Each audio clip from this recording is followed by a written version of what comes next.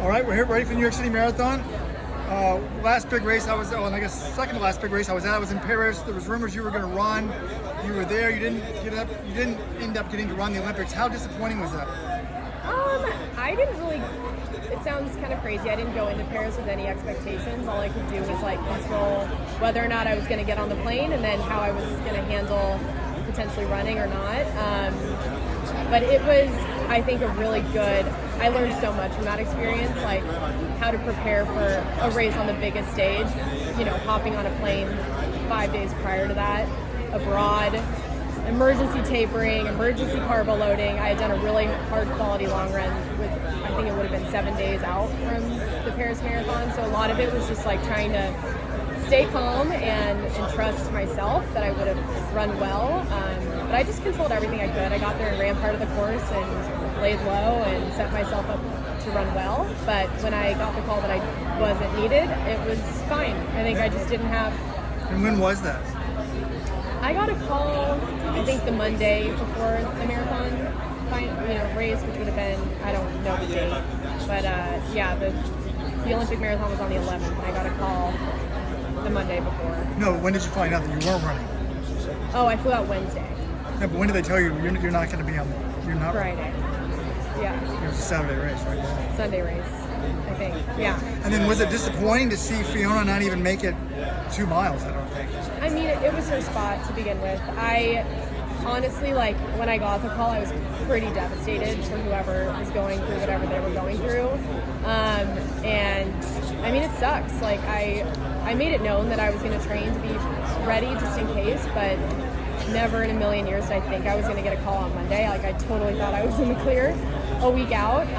But my heart goes out to her. I mean, honestly, she's got such a long career ahead of her. I totally understand wanting to become an Olympian, and as our sport is right now, it's the only way to do that is to line up. So I wasn't going to put any pressure on her either way. I honestly didn't even know who the athlete was until the race started. So I just controlled what I could. That's all I could do. And how has the build-up been for New York? It's been good. I think it's been an interesting year because I haven't raced this much in a long time. So part of me initially wanted to go heads down for the New York Marathon and just really put myself in my bubble in Phoenix and train through it. But then, I mean, the best part of why I'm doing this now is racing. So I love the fall road circuit, so I've been doing a little bit of that after the track trials. But the track this year was I needed to do that. I was gun shy about the track for a long time and just did not love it. And mentally was just not tough enough to put myself in the mix ever. So it was fun to be at Hayward and put myself close enough to it. But I was focusing mostly on New York, so I knew the track would be a little tough at that level. But the build-up's been great. Yeah, I mean, the summer was brutal, but we got through it. So. How would you compare your fitness for this race compared to maybe the trials? Orlando.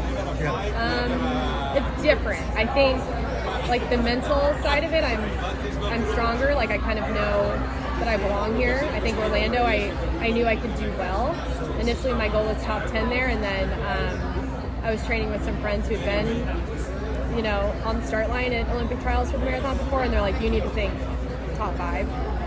So then I started to shift my mentality a little bit to that, but yeah, I mean, now I've got a full, number of months more of marathon training on my legs and more racing, so I think I'm hopefully better off, but I know New York is tough, so yeah, we'll see. What's the goal? The first American spot is an easy one to keep my eyes on, but I think a lot of it is just, and it sounds so cliche, but to trust myself over the first half of the race. New York is a different beast because you can make a decision not to go with a pack or a move, and then that means you're running alone.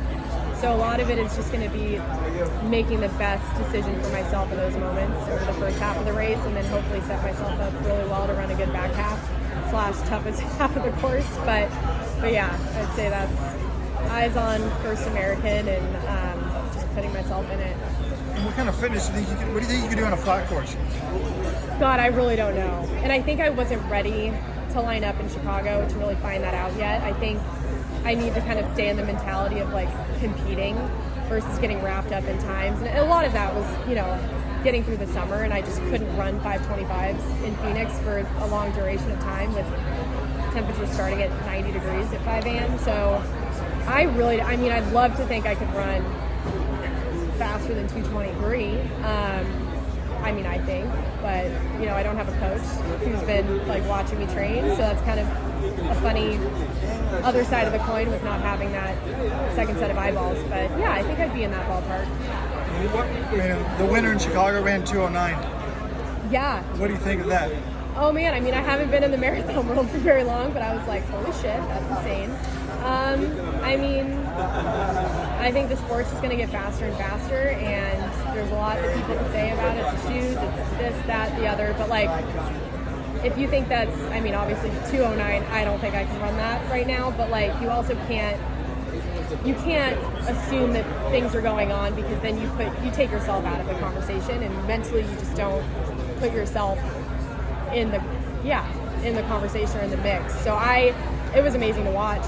History was made, but some people are saying like, oh, it must be doping, but is it really any more crazy than a woman running 13:50 or 28:40? No, for sure.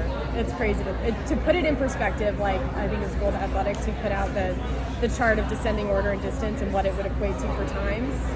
That's crazy. All right, well, good luck. Thank you so much. Bye-bye. Hi, I'm George Hirsch. Thank you so much.